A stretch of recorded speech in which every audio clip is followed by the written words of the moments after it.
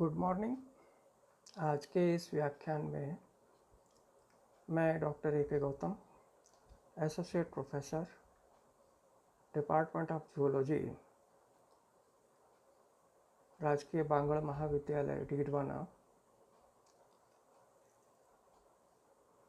मैं समस्त विद्यार्थियों का एवं इस चैनल को श्रव्य करने वाले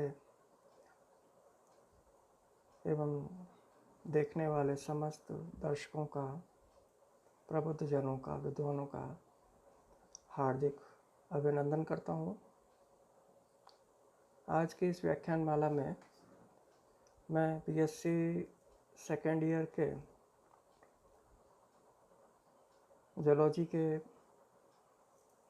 पेपर फर्स्ट के अंतर्गत हेलमिंथ में परजीवी अनुकूलन के विषय में बात करूंगा। सर्वप्रथम ये समझें हेलमिंथ क्या होते हैं। हेलमिंथ ट्रिमेटोड्स और सेस्टोड्स एनिमल्स होते हैं जो कि नॉन कॉर्डेटा के अंतर्गत आते हैं, और इन एनिमल्स में ख़ास तौर से चपटे कृमि, फ्लैटफॉर्म्स और सिलिंड्रिकल शरीर वाले वर्म सम्मिलित किए गए हैं। और ज़्यादातर ये एनिमल्स परजीवी प्रकार के होते हैं। इनमें पोषण परजीवी प्रकार का होता है, अर्थात ये जीव अपने परपोषी से किसी होस्ट के ऊपर या उसके शरीर के अंदर रह कर के भोजन को, बने हुए भोजन को या अपने पोषण को प्राप्त करते हैं। इनके शरीर में परपोषी के अंदर रहने या उसके ऊपर रहने के लिए कुछ विशेषताएं पाई जाती हैं, जिससे कि इनका सर्वाइवल हो सके, इनका एग्जिस्टेंस प्रकृति में रह सके, इनका जर्म प्लाज्म समाप्त नहीं हो। इसलिए इनके अंदर बहुत अधिक तीव्र प्रकार की जनन क्षमता पाई जाती है। स्पॉन्टेनियसली रिप्रोडक्शन करते हैं ये। तो दूसरा शब्द है परजीवी क्या होते हैं। परजीवी वो प्राणी होते हैं, वो जीव होते हैं जो दूसरे एनिमल के ऊपर या उनके अंदर अपना जीवन यापन करते हैं। और तीसरा शब्द है, कीवर्ड है अनुकूलन, एडाप्टेशन। अनुकूलन वो विशेषता होती है जो किसी जीव में प्रतिकूल वातावरणीय परिस्थितियों में या किसी भी ऐसी विपरीत परिस्थितियों में जो कि सामान्य नहीं होती है, उसमें उनके जिंदा रहने तथा उनके फिजियोलॉजिकल एक्टिविटीज़ को, उनके जीवन को सतत रूप से चलाए रखने के लिए आवश्यक हो, वो विशेषताएं उनके अंदर मॉर्फोलॉजिकली या फिजियोलॉजिकली डेवलप हो जाती हैं। उस प्रक्रिया को मॉर्फोलॉजिकली मीन्स आकारिकी रूप से, या फिजियोलॉजिकली का अर्थ होता है कारिकी रूप से, उनके अंदर कुछ ऐसी विशेषताएं विकसित हो जाती हैं जिनसे वे प्रतिकूल परिस्थितियों में जीवन यापन कर सकते हैं। उन विशेषताओं को अनुकूलन कहते हैं। तो ये तीन शब्द मैंने स्पष्ट कर दिया। हेलमिंथ क्या होते हैं, परजीवी क्या होते हैं और अनुकूलन क्या होते हैं। अब हम हेलमिंथ में परजीवी अनुकूलन की बात करें तो प्रत्येक प्राणी वातावरण के अनुकूल अपने आप को बनाने की कोशिश करता है, या यह कहा जा सकता है कि प्राणी अपने आप को अपने वातावरण के अनुकूल ढाल लेता है। जैसा कि आप जानते हैं, विकासवाद के सिद्धांत में भी आपने समझा होगा, पढ़ा था, सर्वाइवल ऑफ द फिटेस्ट। ये उसी सिद्धांत के अनुसार ये जीव अपने आप को वातावरण के अनुकूल ढालते हैं, इसलिए ये जीवित रह पाते हैं। अनुकूलन कई प्रकार के होते हैं, जैसे सिम्बायोसिस या सहजीविता। दूसरे तरह की कैटेगरी होती है जिसको कहते हैं सहभोजिता, कॉमनसेलिज्म कहते हैं। तीसरी तरह की होती है परजीविता, जिसको कहते हैं पैरासिटिज्म।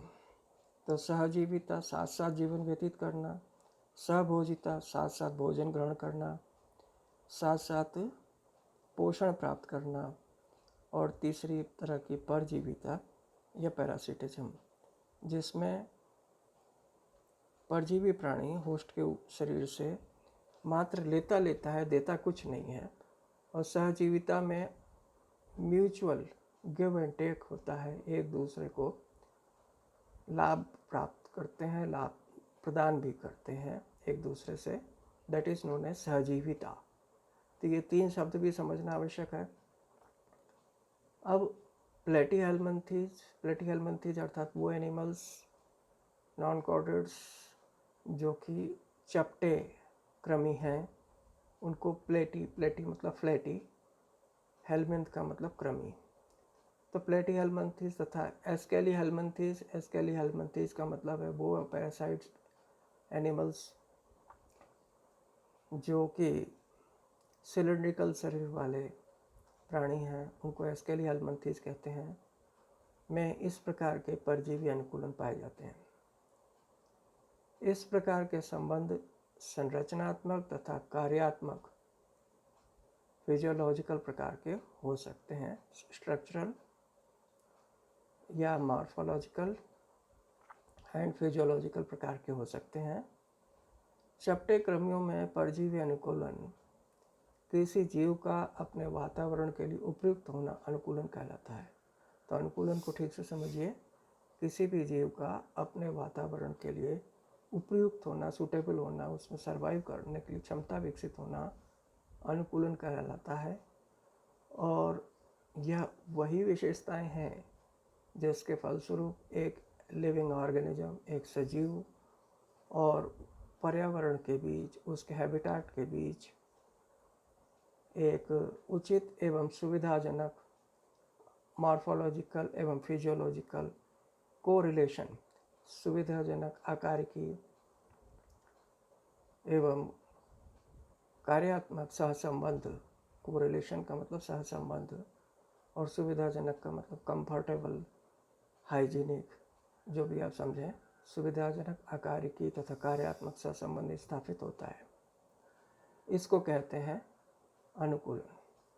अब बात करते हैं परजीवी चपटे कृमियों में, जैसे ट्रिमेटोड्स होते हैं, जिसमें एग्जाम्पल आप पढ़ते हैं, ट्रिमेटोडा के अंदर लिवर फ्लूक आता है, सेस्टोडा में टेपवर्म आता है, फीता कृमि जिसको कहते हैं, इत्यादि में उनके परजीवी जीवन के अनुसार बड़ी बड़ी अनुकूलन या अनुकूलताएं पाई जाती हैं। ये अनुकूलताएं क्या होती हैं? ये अनुकूलताएं आकारिकी व कारिकी दोनों प्रकार की होती हैं।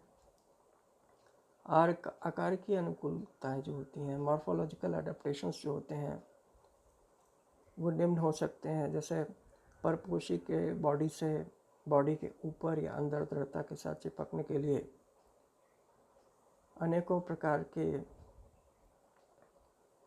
एडेसिव ऑर्गन्स पाए जाते हैं। एडेसिव ऑर्गन्स वो होते हैं जिससे कि प्राणी किसी होस्ट के शरीर पर चिपकता है, अटैच होता है, अवस्थित होता है, उसको कहते हैं आसंजक ऑर्गन, आसंजक अंग।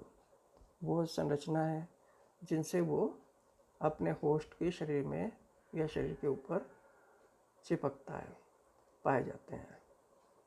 इस कार्य के लिए चपटे कृमियों में चूषक हुक्स पाए जाते हैं, सकर्स पाए जाते हैं, तथा चिपके रहने के लिए शूल पाए जाते हैं, स्पाइन्स पाए जाते हैं, कांटे पाए जाते हैं। हुक्स या शूल उपस्थित होते हैं।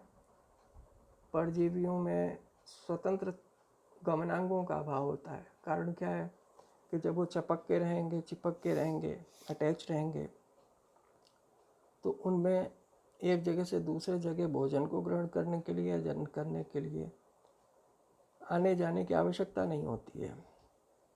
एक जगह स्थानबद्ध रहना है उन्हें, होस्ट के शरीर के अंदर या शरीर के बाहर उससे चिपक के रहना है, इसलिए उनके अंदर चलनांगों, गमनांगों, ये लोकोमोटरी ऑर्गन्स का पूर्णतः अभाव होता है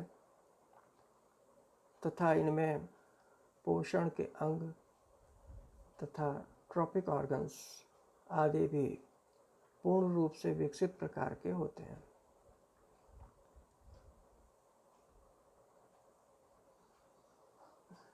जिससे पोषण के अंग इसलिए विकसित प्रकार के होते हैं क्योंकि इनको अपने होस्ट से उसके द्वारा एसेम्बलाइजेशन के पश्चात तैयार किया हुआ पोषक पदार्थ सीधे ये अपने एब्जॉर्बिंग ऑर्गन्स के द्वारा, ट्रॉपिक ऑर्गन्स के द्वारा एब्जॉर्ब करते हैं।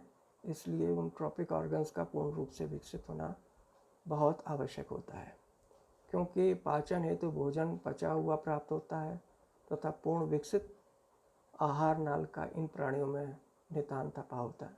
कारण क्या है कि भोजन प्राप्त करना और पचाने का काम तो होस्ट करता है और ये उसके पचे हुए भोजन को पका पकाया माल प्राप्त करने का काम करते हैं। एक कहावत होती है ना कि अजगर करे न चाकरी, पंछी करे न काम, दास मलुका कह गए सबके दाता राम। तो ये कहावत जो कि हिंदी में आपने पढ़ी होगी, बुजुर्गों से सुनी होगी, ये कहावत परजीवियों पर बड़ी सत्यता के साथ लागू होती है। स्टिमुलाई के प्रति तीव्र और दक्ष अनुक्रिया हेतु इनमें तंत्रिका संवेदी अंग पाया जाता है। इनमें क्या होती है, इनमें चालाकी के लिए इनमें कोई भी केमिकल या फिजिकल स्टिमुलेशन होता है उसके प्रति इनमें सेंसरी ऑर्गन्स बहुत अच्छी तरीके से विकसित होते हैं, जिससे कि ये होस्ट के शरीर के अंदर या शरीर के बाहर भी किसी भी प्रकार की प्रतिकूल वातावरणीय परिस्थितियों में परजीवी से भी अपना ये बचाव कर सकें। इसलिए इनके अंदर स्टिमुलाइज के प्रति सेंसिटिविटी होती है और बहुत वेल डेवलप्ड नर्वस सिस्टम इनके अंदर पाया जाता है। पैरासाइट्स में या परजीवियों में जनन अंग अत्यधिक विकसित परंतु उनके परजीवी स्वभाव के अनुरूप होते हैं। इनको क्या है कि हम जीव के शरीर के अंदर रहना होता है तो वहाँ उसके पाचक पदार्थों से, पाचक अम्लों से इनका कहीं अंत न हो जाए, ये खुद न बढ़ जाए, और इस भय की वजह से इनके अंदर अपने आप की संतति को बनाए रखने के लिए बहुत अत्यधिक विकसित जनन क्षमता पाई जाती है। तो जनन क्षमता या जनन क्यों करता है प्राणी, आपको मैंने पिछली क्लास में बताया था कि to maintain continuity of germ plasm. प्राणी जनन इसलिए करते हैं जिससे कि जनन द्रव्य की, जेनेटिक मटेरियल की, जीन्स की सततता मतलब कंटिन्यूटी बनी रहे, अर्थात जेनेटिक मटेरियल समाप्त नहीं हो, एनिमल एक्सटिंक्ट नहीं हो। इसलिए ये सतत रूप से बहुत ज़्यादा स्पॉन्टेनियसली, बहुत ज़्यादा हाईली डेवलप्ड रिप्रोडक्टिव सिस्टम इनके एनिमल्स के पैरासाइट्स की बॉडी के अंदर पाया जाता है। इसलिए परजीवी स्वभाव के अनुरूप ये बहुत ज़्यादा हाईली रिप्रोड्यूसिबल होते हैं। अतः ये बाइसेक्सुअल एवं उभयलिंगी होते हैं। देखिए कारण क्या है कि जब ये एक जगह स्थानबद्ध होते हैं, हुक से चिपक करके किसी होस्ट के अंदर या बाहर उसके शरीर पर चिपके रहते हैं और फिर इनको जनन करना होता है, तो इनके लिए आवश्यक है कि इनका मेल और फीमेल पार्टनर अगर दूर दूर होगा तो मेटिंग नहीं हो पाएगी, फर्टिलाइजेशन नहीं हो पाएगा, लैंगिक जनन नहीं हो पाएगा। इसलिए इनके अंदर दोनों ही सेक्स, नर व मादा जननांग एक ही शरीर के ऊपर स्थित होते हैं, और जब नर व मादा जननांग एक ही शरीर के ऊपर स्थित होता है उसको बाइसेक्सुअल या हिंदी में उभयलिंगी कहते हैं। तो ये प्राणी कैसे होते हैं, ये प्राणी बाइसेक्सुअल उभयलिंगी होते हैं तथा इन प्राणियों में जनन तंत्र सबसे ज़्यादा विकसित प्रकार का होता है। इसी क्रम में टीनिया सोलियम के प्रत्येक जनन खंड में नर व मादा जनन तंत्र पाए जाते हैं तथा प्रत्येक खंड में, जिसको कि ग्रेविड प्रोक्लोटिड आप कहते हैं, जानते हैं, टीनिया के अंदर, टीनिया की एनाटॉमी में पढ़ा आपने, इसके प्रत्येक गर्भित खंड को जो कि mature reproductively sexually mature segment होता है, उसको प्रोग्लोटिड कहते हैं। उसमें प्रत्येक सेगमेंट के अंदर नर एवं मादा जनन तंत्र स्थित होता है तथा प्रत्येक खंड में यूट्रस के लिए पर्याप्त स्थान होता है, गर्भाशय के लिए पर्याप्त प्रॉपर स्थान होता है, जिससे जाइगोट स्वतंत्र रूप से विकसित हो जाते हैं तथा जाइगोट बनते ही अन्य जननांग वासित हो जाते हैं। क्योंकि जाइगोट को डेवलप होने के लिए, युग्मनज को डेवलप होने के लिए स्थान की आवश्यकता होती है, इसलिए आसपास के दूसरे जननांग वासित हो जाते हैं। पैरासाइट्स की जनन क्षमता व जनन दर अन्य प्राणियों की तुलना में इसलिए बहुत ज़्यादा होती है। परजीवियों की जनन क्षमता, रिप्रोडक्शन की जो कैपेसिटी है, वो अन्य प्राणियों की अपेक्षाकृत बहुत हाई होती है। इसी तरह से इनमें क्या होते हैं, कार्य के अनुकूलन भी होते हैं, फिजियोलॉजिकल एडेप्टेशंस भी होते हैं। आहार नाल के परजीवियों को परपोषी के पाचक रसों से अपना बचाव करना होता है, अतः इसलिए उन पर जीवियों में आहार नाल से अधिक श्लेष्मा का उत्सर्जन परपोषी की आहार नाल से निकले पाचक रसों को उदासीन करने के लिए एंटी एंजाइम का सिक्रेशन संभवतः अपने शरीर के आरक्षी आवरण तथा अध्यावरण को लगातार नवीकरण करते रहने की क्षमता पाई जाती है। कारण क्या होता है, इनके जो स्किन होती है, बाहरी आवरण होता है, अध्यावरण होता है, वो होस्ट के अंदर उसके द्वारा स्रावित जो अम्लीय पदार्थ होते हैं, पाचक रस होते हैं शरीर के, उनसे इनका क्षय हो सकता है। इसलिए इनकी स्किन बार बार रिप्लेस होती रहती है, जिससे इनका अस्तित्व बना रहे। आहार नाल तथा पित्त वाहिनियों में वातावरण में स्वतंत्र ऑक्सीजन का अभाव होता है। क्योंकि ये ऑक्सीजन के द्वारा रेस्पिरेशन नहीं करते हैं, इनके रेस्पिरेटरी सिस्टम वासित होता है, क्योंकि शरीर के अंदर होते हैं, वहाँ ऑक्सीजन का अभाव होता है। इसलिए चपटे कृमि जो इन स्थानों में रहते हैं, इनमें क्या होता है कि ग्लाइकोजन को तोड़कर एनारोबिक रेस्पिरेशन, बॉटनी मेजोलॉजी में आपने पढ़ा होगा, अवायवीय श्वसन, जिसको एनॉक्सी रेस्पिरेशन भी कहते हैं, एनॉक्सी श्वसन कहते हैं, वो इनके अंदर पाया जाता है। अतः परजीवियों में, विशेषकर ट्रीमेटोड्स में, जिसमें लिवर फ्लूक आता है, ट्रीमेटोडा ऑर्डर के अंदर क्या आता है, लिवर फ्लूक आता है, में शरीर के द्रव्यों का परासरण दाब परपोषी के शरीर के द्रव्यों के दाब का लगभग बराबर होता है। अन्यथा क्या होगा कि इनके बॉडी का फ्लूइड कम हो जाएगा और ये डिहाइड्रेशन के शिकार हो जाएंगे और ये मर जाएंगे। इसलिए इनका ऑस्मोटिक प्रेशर, इनके बॉडी का और परपोषी के बॉडी का, होस्ट और पैरासाइट दोनों का ही एक सा ऑस्मोटिक प्रेशर होता है, परासरण दाब होता है, लगभग बराबर होता है, और इससे परासरण नियमन का होना आवश्यक हो जाता है। और इस प्रकार से ये ऑस्मो रेगुलेशन को मेंटेन करते हैं। परंतु आंत में रहने वाले फीता कृमियों में, टेप वर्म में परासरण दाब कुछ अधिक होता है। क्यों होता है? जिससे परजीवी का परपोषी के पचे हुए भोजन को अवशोषित करने में सहायता मिलती है। तो इनके अंदर स्किन के द्वारा भी अगर ये परपोषी से होस्ट से अपने उसके पचे हुए पोषक पदार्थों को ग्रहण करते हैं, तो टेप वर्म के अंदर इसमें परजीवी का परपोषी के पचे हुए भोजन को अवशोषित करने में सहायक हो, इसलिए इनमें ऑस्मोटिक प्रेशर कुछ अधिक होता है। और इस एनिमल्स में कहीं जाति का ही अस्तित्व समाप्त हो जाने के डर से परजीवी अपने जीवन काल में लाखों अंडों देते हैं, जिससे कि स्पॉन्टेनियस जनरेशन होता रहे। लाखों अंडे देते हैं जिससे कि इनकी संतति बनी रहे, जर्मप्लाज्म की कंटिन्यूटी बनी रहे। चपटे कृमियों में जननांग इस आवश्यकता को पूरा करने हेतु अत्यधिक विकसित प्रकार के होते हैं, और परजीवी के संरचनात्मक, स्ट्रक्चरल एवं फिजियोलॉजिकल अडेप्टेशन को निम्न बिंदुओं में रखा जा सकता है। तो मूल पॉइंट्स को मैं समरी कर रहा हूँ। संरचनात्मक एडेप्टेशन क्या क्या हो सकते हैं, वो हैं खास तौर से पहला पॉइंट, शरीर का आवरण बार बार रिप्लेस होता रहना चाहिए। दूसरी चीज़, आसंजन के अंग चिपकने के लिए अंग इनमें हुक या शूल होते हैं, जो कि मैंने ऊपर व्याख्यान में स्पष्ट किया है। आसंजन के अंग क्या हो सकते हैं, हुक हो सकते हैं, शूल हो सकते हैं। इनमें तंत्रिका संवेदी अंग न्यूरो सेंसरी ऑर्गन्स अच्छे प्रकार से विकसित प्रकार के होते हैं। इनमें चलन अंग क्या होते हैं, चलन अंग नहीं होते हैं, उनका अभाव होता है। पोषण के अंगों का अभाव होता है। जनन तंत्र बहुत ज़्यादा विकसित प्रकार के होते हैं।